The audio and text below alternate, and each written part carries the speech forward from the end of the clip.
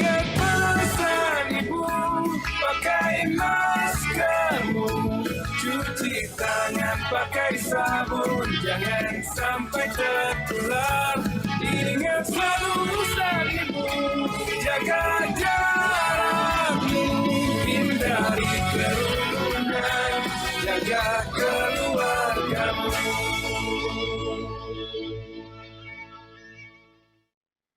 Halo, selamat sore pemirsa. Bagaimana kabar Anda sore hari ini? Semoga tetap sehat dan tetap semangat dalam beraktivitas. Senang sekali saya, Anastasia Putri, bisa menemani Anda dalam bincang-bincang mengapa lansia dan komorbid rentan terinfeksi COVID-19 yang disiarkan secara langsung dari Media Center Satuan Tugas Penanganan COVID-19 Geraha BNPB Jakarta. Pemirsa, tidak ada batasan usia orang-orang dapat terinfeksi COVID-19.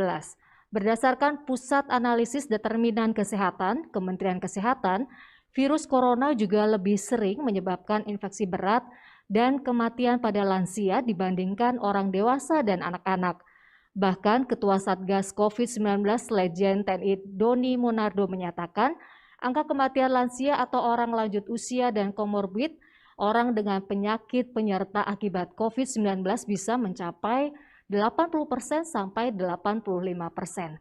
Nah, untuk mengetahui selengkapnya telah bergabung dengan kita sore hari ini melalui sambungan Zoom dengan Dr.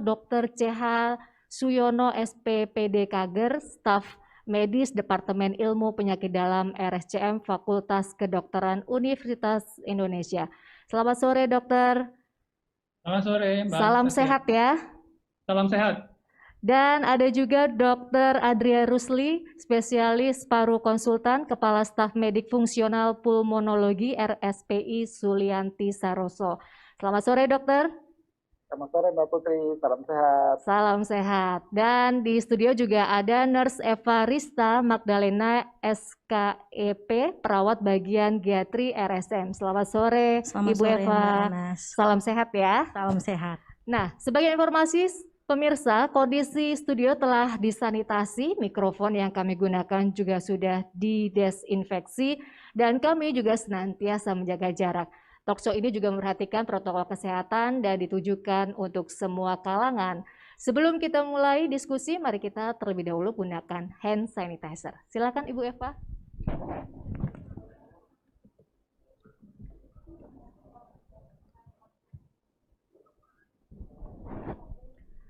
Baik, kita mulai dengan Dr. Suyono. Dok, biasanya ini ada pasien lansia yang datang, umumnya gejalanya apa saja nih, Dok? Ya, jadi salah satu hal yang justru agak sedikit merugikan kelompok usia lanjut ini, karena gejala yang spesifik pada kelompok ini biasanya tidak jelas. Kalau kita kenal selama ini biasanya gejala COVID itu kan ada sakit tenggorokan, ada demam, ada batuk, kemudian kalau berat bisa sesak ya. Nah, pada kelompok usia lanjut ini sayangnya gejala-gejala itu seringkali tidak muncul. Gejala yang muncul adalah tiba-tiba nafsu makannya hilang, atau tiba-tiba dia mengalami perubahan perilaku, atau tiba-tiba kesadarannya berubah. Jadi gejalanya sekali tidak khas. Seperti itu, Mbak Anas. Iya, jadi tidak ada spesifik ya, Dok? Ya. Nah, kalau untuk Dokter Adria, bagaimana dengan penanganan pasien COVID dengan komorbid? Oke, setuju sekali dengan Dr. Suyono ya, bahwa memang pada geriatri itu usia tua gejalanya nggak khas sekali. Nah, penanganannya biasa kami selalu memeriksakan lebih awal gitu ya, faktor-faktor risiko. Ya, karena kan dia ini kan paling sering karena gangguan faktor pembekuan paling sering gitu kan. Makanya kami rutin sekali meriksa udah jadi standar, periksa istilahnya faktor pembekuan gitu kan. Kalau udah meningkat sedikit kami, karena kan tim ya, ada tim penyakit dalam juga, jadi kami merut sama-sama gitu kan. Jadi kami selalu konsultasi bersama. Jadi kemudian juga jangan lupa intake-nya, makanannya gitu ya. Kadang-kadang faktor-faktor itu di geriatri usia lanjut bisa apa ya, makin memperberat gitu kan ya, dengan gangguan elektrolit, gitu. Elektrolit apa, starved mineral pada tubuh kita gitu kan. Jadi kami selalu lebih prepare untuk memeriksakan jadi ada istilahnya pemeriksaan dasar ya, dan itu harus kita lengkapi. Dan juga lebih ketatlah monitoringnya, karena memang setuju sekali sama Dr. Sugiono bahwa ini nggak khas sekali gitu kan. Kadang-kadang infeksi pun dia nggak tinggi leukositnya, tiba-tiba nanti panas. Karena pengalaman kami biasanya kita sudah bisa mengatasi virus SARS-CoV-nya ini gitu ya. Namun kadang-kadang infeksi sekundernya, pemberat lainnya itu muncul setelah dia negatif segala macam hasil PCR dari COVID-nya. Jadi memang ini butuh sekali perhatian ya. Terima kasih. Untuk Bu Eva yang sudah terbiasa menangani nih, khususnya untuk lansia, bagaimana prosedur penanganan pasien lansia saat masuk UGD? Prosedur masuk ke UGD itu, kita pasien lansia itu pertama kita masukin ke triase. Di triase itu pasien itu akan dipilah mana yang memiliki gejala, mana yang tidak memiliki gejala. Tapi kita nggak bisa nutup kemungkinan pasien itu bisa jadi OTG. Tetap kita lakukan pemeriksaan tadi dokter bilang pemeriksaan dasar sekaligus rongsen. Dan bila mengarah ke arah COVID, baru kita melakukan swab. Jadi pasien lansia diharapkan sebelum masuk ke ruang rawat itu dilakukan swab. Setelah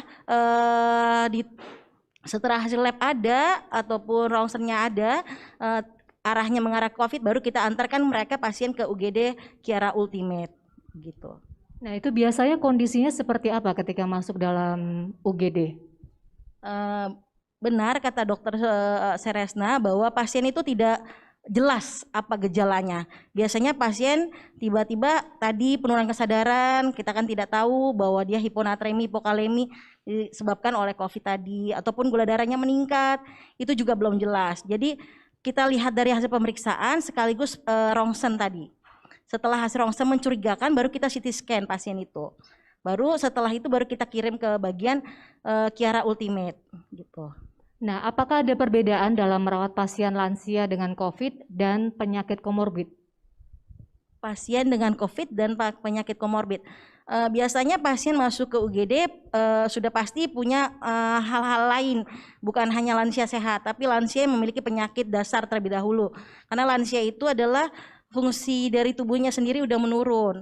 Oleh karena itu ada terjadi perbedaan antara pasien dengan lansia tanpa komorbid sama dengan komorbid. Maksudnya mereka lebih cepat sembuhnya dengan tanpa komorbid daripada dengan komorbid. Untuk perawatannya sendiri akan terpisah dari perawatan lansia umumnya atau geriatri umumnya. Mereka akan dimasukkan ke Kiara Ultimate karena itu khusus gedung untuk penyakit COVID, rujukan COVID gitu. Baik, kalau untuk Dokter Siono tadi dokter mengatakan ada perubahan perilaku yang dialami oleh lansia. Nah, perubahan perilaku seperti apa dok yang mengarah kepada COVID-19? Ya, pada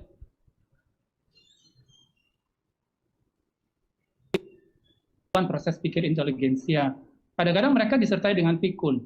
Nah, pada pasien-pasien yang sudah disertai dengan pikun ini, acap kali terjadi perubahan perilaku. Yang tadinya biasanya pasiennya tenang, kemudian menjadi agresif misalnya. Yang tadinya bisa dengan mudah diikutkan dalam proses rutinitas keseharian, tiba-tiba menjadi sering menolak. Menjadi mondar-mandir kesana kemari, tidak mau mengikuti rutinitas yang sudah dia kerjakan selama ini. Jadi adanya perubahan-perubahan seperti itu harus menyebabkan kita yang ada di sekitarnya menjadi lebih sensitif untuk menganggap jangan-jangan ada suatu kondisi penyakit berat akut di belakang perubahan perilaku itu. Apapun perubahan perilaku itu yang harus diwaspadai. Nah dok, ini mengapa pasien lansia ini rentan terkena COVID? Ya, pertama karena adanya penurunan daya tahan tubuh. Daya tahan tubuh itu ditentukan oleh berbagai macam sistem yang ada dalam tubuh kita ya. Ada sel, ada protein yang macam-macam, itu semuanya sudah mengalami perubahan pada mereka yang berusia lanjut. Kemudian kedua, acap kali mereka itu sudah disertai dengan berbagai macam kendala dalam kegiatan sehingga perlu bantuan orang lain dalam melaksanakan kegiatan sehari-hari. Nah, ketika dibutuhkan kehadiran orang lain, berarti ada risiko untuk mudah menular, ya toh? Kemudian acap kali juga disertai dengan gangguan fungsi kognitif yang menyulitkan mereka untuk patuh dalam mengenakan masker misalnya, tidak patuh dalam menerapkan protokol kebersihan, sehingga tentu risikonya untuk ditulari menjadi lebih tinggi pula. Kemudian sering tadi seperti yang disampaikan Dokter Adria, asupan makan mereka itu seringkali turun, rendah atau sedikit dari yang semestinya dibutuhkan. Sehingga ini tentu juga akan dapat menurunkan daya tahan tubuhnya serta memudahkan untuk terjadinya penularan. Dan yang tadi yang Mbak Anastasia sudah sebutkan, banyak komorbid pada mereka. Nah, komorbid pada kondisi ini sebenarnya merupakan suatu kondisi adanya inflamasi yang kronik walaupun rendah tetapi menahun. Dan itu meningkatkan risiko untuk terjadinya infeksi. Dan mereka itu mudah sekali jatuh dalam kondisi rentang atau frail. Yang ini juga tentu meningkatkan risiko untuk tertular. Dan itu tadi, karena gejalanya nggak khas, seringkali kita tidak waspada bahwa itu sebenarnya sudah mulai gejala COVID, akhirnya terlambat. Dan mereka kemudian angka kematiannya tinggi. Dan yang terakhir, bagi mereka yang tinggal di tempat perawatan bersama, tentu ini juga ada risiko yang lebih tinggi dibandingkan mereka yang tidak tinggal di tempat perawatan bersama. Itu kira-kira Mbak. Iya, Dokter Adria, kira-kira tadi selain asupan gizi, apalagi yang perlu diperhatikan bagi lansia dan komorbid agar tidak terpapar COVID-19? Oke ya, ya memang paling baik seperti tadi protokol kesehatan, walaupun sangat susah sekali saya juga menyadarinya bahwa orang tua itu ya, kadang-kadang kolektifnya sudah menurun gitu kan. Nah, kemudian juga mungkin ada baiknya tempat lingkungan dia juga mesti baik gitu ya. Ya, jadi maksudnya ya betul-betul bersih gitu kan ya. Jadi lingkungannya baik, faktor tubuhnya dia sendiri juga sudah rentang. Jadi kita memposisikan dia gitu ya untuk tidak menambah kemungkinan dia terinfeksi. Karena kalau dia terinfeksi nanti ya pengobatannya pun kami akan lebih sulit seperti itu. Pasti lebih sulit. Kenapa? Karena ada gangguan yang tadi organnya sudah terganggu. Jadi kadang-kadang kami tidak maksimal untuk memberikan obat gitu kan. Karena kalau maksimal seperti orang yang sehat itu nanti pasti jadi gangguan efek sampingnya lebih tinggi. Jadi memang saya setuju sekali kalau kita untuk menjaga jangan sampai dia sakit gitu kan ya. Jadi mungkin asupan makanan, istirahat yang cukup gitu ya. Sama ya itulah lingkungan yang baik mungkin ya, bersih gitu ya. Itu tantangan buat kita untuk menjaga supaya dia tidak kena. Karena kalau udah kena, aduh betul-betul memang berat sekali dan tinggi sekali angka kematiannya. Terima kasih. Iya, tentunya butuh motivasi yang tinggi ya. Nah, betul. Bu Eva yang selalu berada di samping para lansia ini ya, Ibu bisa ceritakan pengalaman Ibu tidak? Bagaimana kondisi pasien COVID-19 yang paling banyak dialami oleh lansia dan komorbid? Seperti apa? Mungkin bisa diceritakan. Seperti pasien lansia geriatri umumnya, mereka memang memiliki komorbid, tapi kekhasannya tidak ada yang benar-benar bahwa ini pasien dengan COVID. Karena kita pernah mengalami pasien ini datang hanya cuman gara-gara sesak akibat harus cuci darah yang terambat. Nah, ternyata setelah kita cek swab, hasilnya positif. Jadi ada keraguan di mana tidak ada kekhasan khusus untuk pasien lansia ini yang memiliki COVID. Jadi sama seperti penyakit yang lainnya, kalau misalnya pasien COVID itu tidak ada kekhasannya. Jadi kok bisa batuk, bisa karena sesak, bisa juga karena demam, karena tadi penurunan kesadaran yang kita nggak tahu sebenarnya karena terganggu metabolismenya, gula darahnya meningkat, itu sama seperti yang lainnya.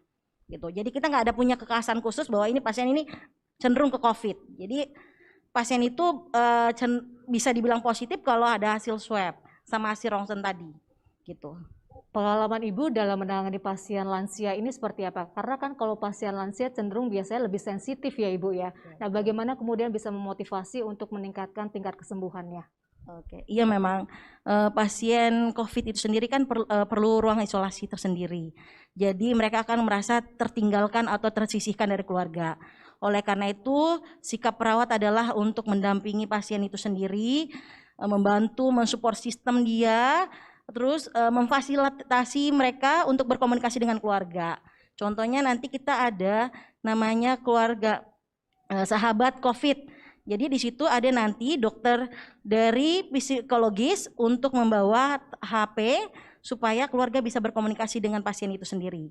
Dan untuk keperawatannya sendiri memang harus mendampingi pasien sendiri karena tidak cenderung pasien itu gampang mudah terdepresi, sehingga butuh emang support system dari kita. Mungkin karena keterbatasan juga waktu untuk berkunjung, bisa jadi pasien itu jadi merasa kesepian. Kalau kayak itu kita manfaatkan waktu yang sedikit itu untuk komunikasi terapeutik kepada pasien, sehingga pasien punya keinginan untuk sembuh, keinginan untuk ketemu lagi untuk keluarga gitu. Karena banyak sekarang ini mereka merasa depresi karena gara-gara saya keluarga saya tertular, sehingga mereka ngerasa bersalah. Akhirnya mereka cenderung diam, tidak nafsu makan, dan itu akan mempengaruhi perawatan selanjutnya gitu. Ya. Nah, ini Dokter Suyono, kira-kira bagaimana perawatan lansia terutama di rumah dan terutamanya lagi nih soal gaya hidup di rumah? Ya, jadi pada umumnya kalau di rumah tentu saja protokol kesehatan itu tetap harus dipatuhi. Nah, satu hal yang khas untuk warga usia lanjut ini kan mereka pasti pada titik tertentu membutuhkan dukungan dari luar ya.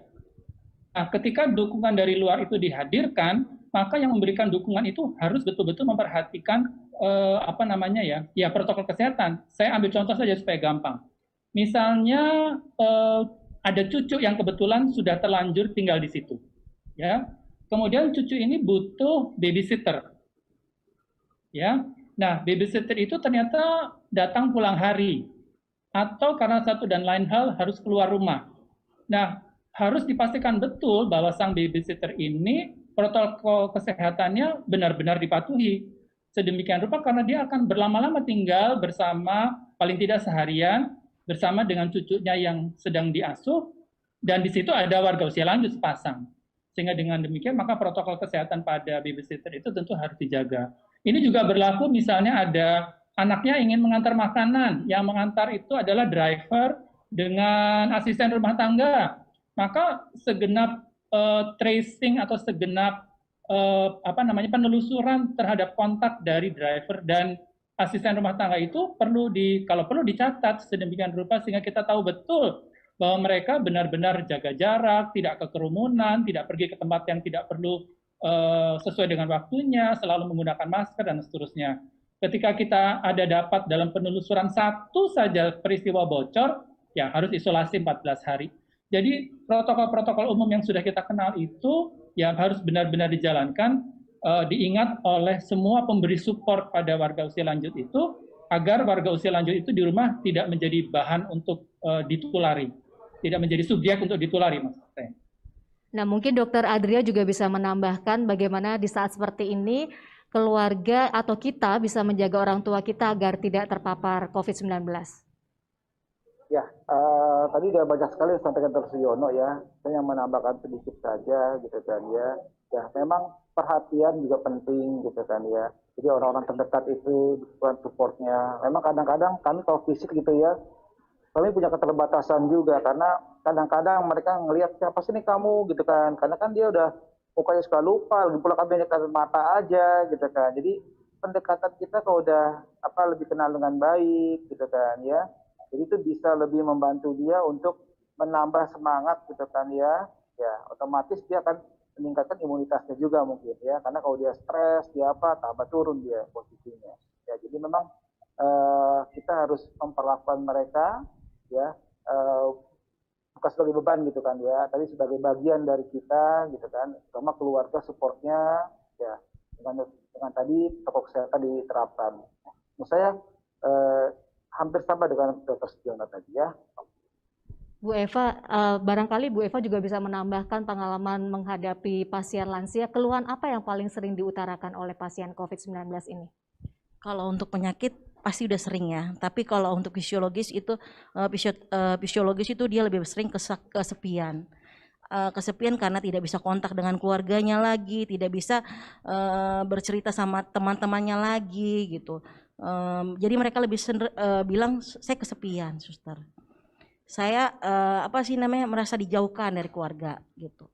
Karena memang isolasi gitu. Nah, penting di situ adalah waktu time kita di situ, keberadaan kita yang benar-benar full buat dia gitu. Jangan sampai kita hanya sekedar udah selesai nyuntik selesai gitu. Enggak, tapi di sini kita bisa mengorek rasanya dia, feel-nya dia, rasa kecintaan dia terhadap sesuatu, atau dia mau melakukan apapun gitu. Kalau dia masih mampu bisa dilakukan. Misalnya, suster saya pengen mau baca, suruh anak saya bawa buku boleh kita sediakan seperti itu. Terus saya mau berbicara sama anak saya, boleh kita sediakan waktu untuk mereka berbicara gitu. Jadi rasa kesepian itu bisa menyebabkan penurunan fungsi yang lain-lain juga gitu. Kalau dia semangat pasti fungsinya dia untuk semangatnya dia untuk sembuh pasti ada. Itu aja sih.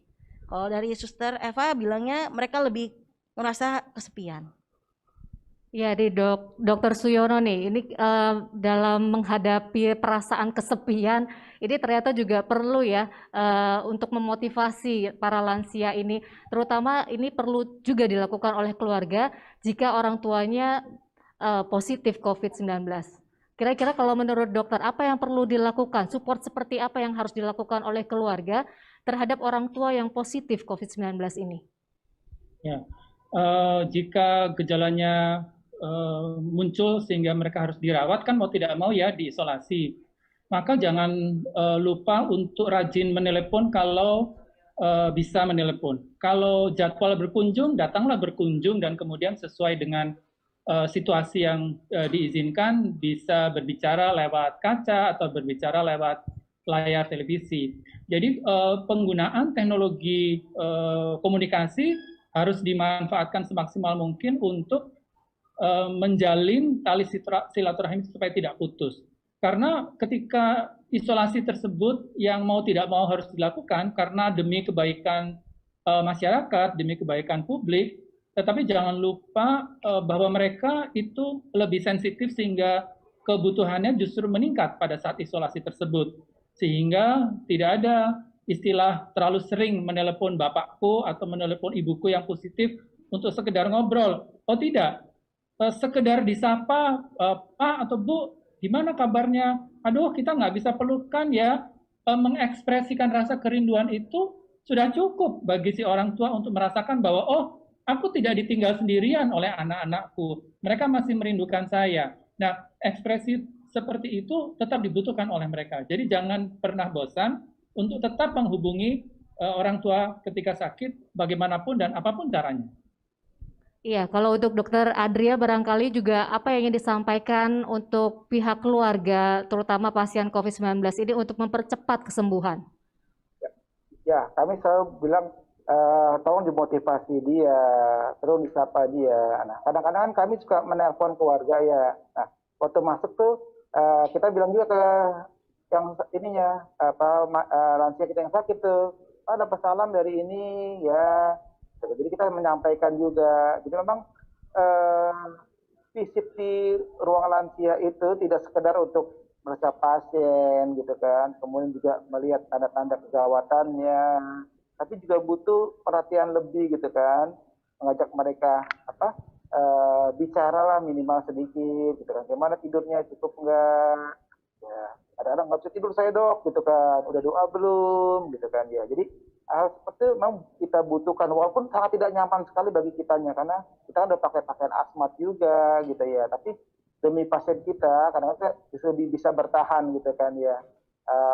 Terutama saya sering menyampaikan karena kebetulan kita juga sebelumnya menghubungi keluarganya, kita sampaikan, oh Pak ada salam dari ini gitu kan ya, mencoba menggali gitu ya, dia bisa bercerita, dia sangat senang sekali gitu kan ya kalau dia bercerita, misalnya kalau dia mantan purnawirawan, Pak dulu tugas di mana saja gitu kan. Jadi memang tidak sekedar kita memeriksa klinis pasien kita gitu ya, dan fisiknya juga terutama memang motivasi dia gitu kan. Ya kemauan dia untuk sembuh, untuk bercerita. Kadang-kadang memang dia acuh akan dirinya sih, entah karena mungkin kondisinya berkurang atau tidak, tapi kadang-kadang kita memberikan motivasi, Pak cucunya Pak, ayo Pak, nanti kan kalau sembuh bisa lihat dia lagi, pengen sama-sama gitu kan. Itu yang banyak kami sering kami lakukan gitu kan. Ya, terima kasih Mbak Fitri. Iya, terima kasih dokter. Kalau dari sisi perawat, Bu Eva, apa yang ingin disampaikan ke pihak keluarga untuk mempercepat kesembuhan pasien COVID-19 ini? Kalau dari sisi keperawatan ya pasti perawat itu 24 jam. Jadi kalau pasien atau keluarga mau berbicara boleh, tidak ada salahnya. Kita atur caranya gimana supaya keluarga tetap ada di samping pasien itu sendiri. Terus terkadang ada keinginan dari pasien itu sendiri untuk makanan-makanan dari rumah. Kita tanyakan ke ahli gizi gimana boleh atau tidak, sehingga itu memacu dia untuk sembuh. Kalau ahli gizi memperbolehkan, kita atur dietnya seperti apa supaya makanan dari rumah juga bisa dibawa, sehingga dia merasa ini bagian dari rumah saya juga gitu. Jadi jangan sampai kita memberikan stigma bahwa kita akan meninggalkan mereka, tapi kita harus ada di sisi mereka gitu. Baik, terima kasih Ibu Eva dan juga terima kasih dokter telah berbagi bersama kami pada sore hari ini, dan saatnya kita tiba di penghujung acara. Semoga bincang-bincang hari ini bermanfaat untuk kita semua. Dan jangan lupa pemirsa untuk selalu memakai masker, menjaga jarak dan menghindari kerumunan, mencuci tangan pakai sabun dengan air yang mengalir.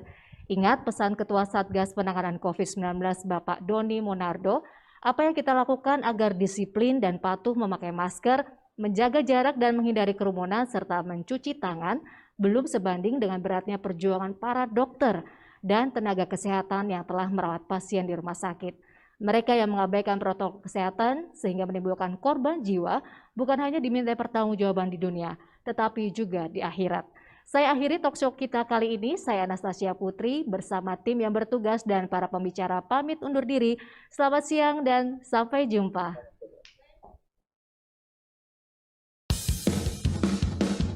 Ingat pesan ibu, pakai maskermu, cuci tangan pakai sabun, jangan sampai tertular. Ingat selalu pesan ibu, jaga jarakmu, hindari kerumunan, jaga keluargamu.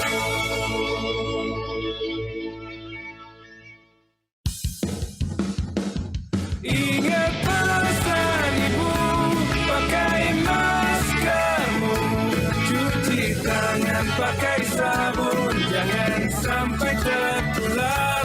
Ingat selalu pesan ibu, jaga jarakmu, hindari kerumunan, jaga keluargamu.